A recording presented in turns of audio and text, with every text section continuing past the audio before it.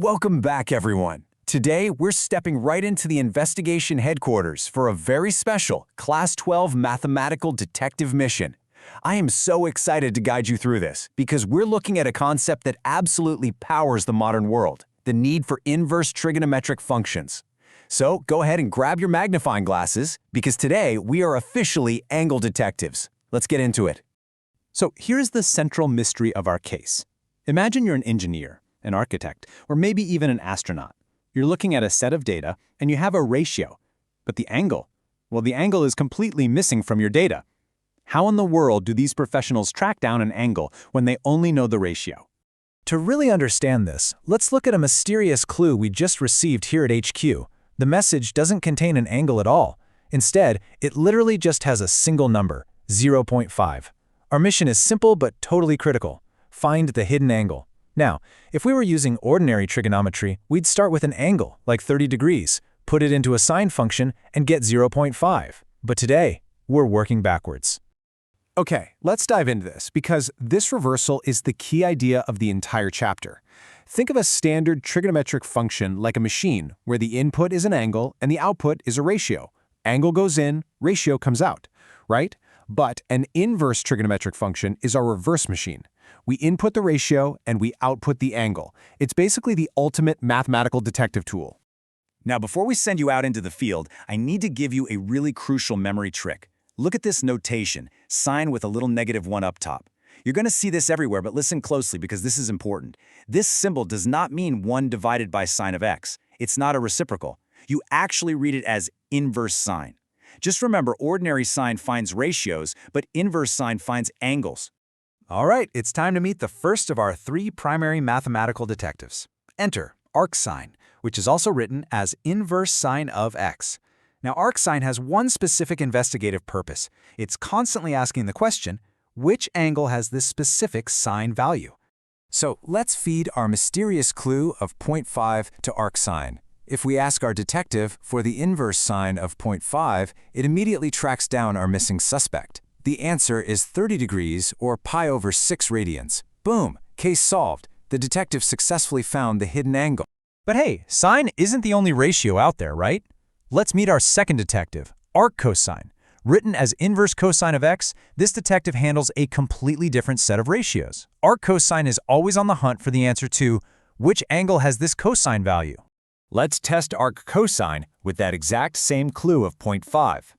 If we input 0.5 into our arccosine reverse machine, we actually get a completely different suspect. The hidden angle here is 60 degrees, or pi over 3 radians. Once again, the missing angle is beautifully discovered by our mathematical detective. And finally, we've got our third main detective, arctangent, written as inverse tangent of x. You can probably guess their specialty by now. Arctangent interrogates the data to answer which angle has this tangent value. Let's give arctangent a brand new clue to solve. What if the known tangent ratio is 1? Well, we ask arctangent for the inverse tangent of 1, and our detective successfully tracks down the 45-degree angle, or pi over 4 radians. 3 powerful detectives. 3 powerful tools to uncover the mathematical truth. Pretty cool, right? Now, what's really interesting about this slide is the massive mathematical plot twist we run into. Let's look back at inverse sine of 0.5. We know the sine of 30 degrees is 0.5, but guess what? The sine of 150 degrees is also 0.5. The exact same ratio appears for completely different angles. So when we ask a calculator for the inverse sine of 0.5, which one is it supposed to choose? As you can imagine, this creates some massive mathematical confusion. To clear up this confusion, mathematicians basically had to lay down the law. They established strict boundaries called principal value ranges. Arcsine is restricted from negative pi over 2 to pi over 2. Arccosine is restricted from 0 to pi, and arctangent operates strictly between negative pi over 2 and pi over 2, completely excluding the endpoints. All right, here's a quick exam tip for all of you. Seriously, jot this down. Principal range removes duplicate answers. It is absolutely crucial to memorize this. By restricting these boundaries, mathematicians guarantee that every single ratio corresponds to one and only one unique angle. Problem solved. Let's move on and see how this builds into a real-world investigation. Imagine you've got a ladder leaning up against a wall. We know the height it reaches on the wall is 4 meters, and the ladder's length is 8 meters. Now we need the angle of the ladder. Step 1, we set up our ratio. Sine of theta equals opposite over hypotenuse, so 4 over 8, which gives us 0.5. Step 2, we call in our detective. Theta equals the inverse sine of 0.5.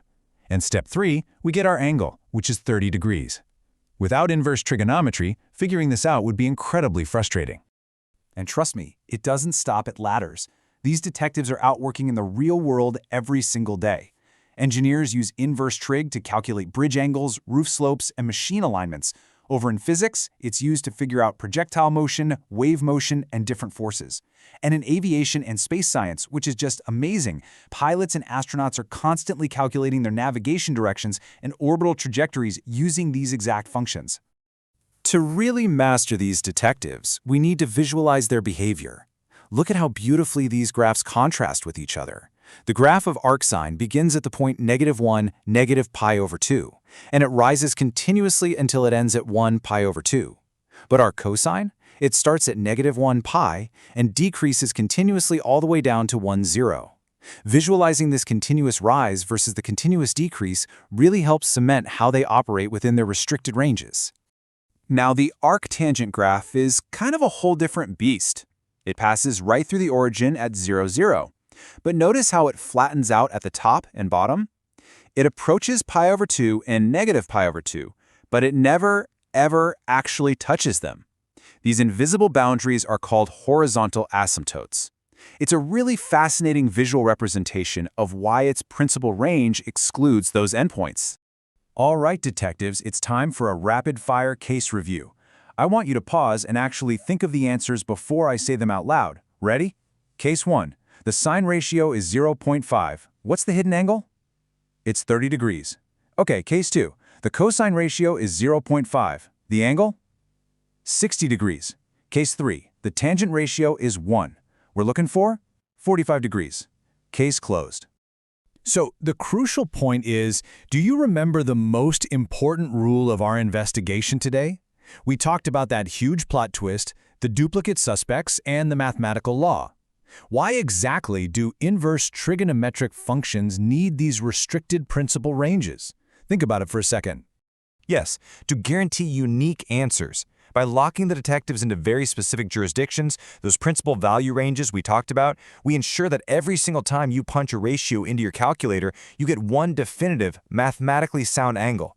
It just completely removes all the guesswork and confusion. Let's go ahead and summarize our entire investigation today. Ordinary trigonometric functions convert angles into ratios, but inverse trigonometric functions, arcsine, arccosine, and arctangent, totally reverse the process. Supported by their principal ranges, they're absolutely essential tools across engineering, physics, and even space exploration. Ultimately, they help us discover hidden angles whenever only ratios are known. Well, our angle detective mission is officially complete, and you now have a seriously powerful new tool in your mathematical toolkit. But you know, the world of mathematics is full of hidden truths just waiting to be uncovered. So I'll leave you with this. Now that you've mastered the missing angles and conquered the reverse machines, what mathematical mystery will you solve next? Stay curious, keep investigating, and I'll see you in the next explainer.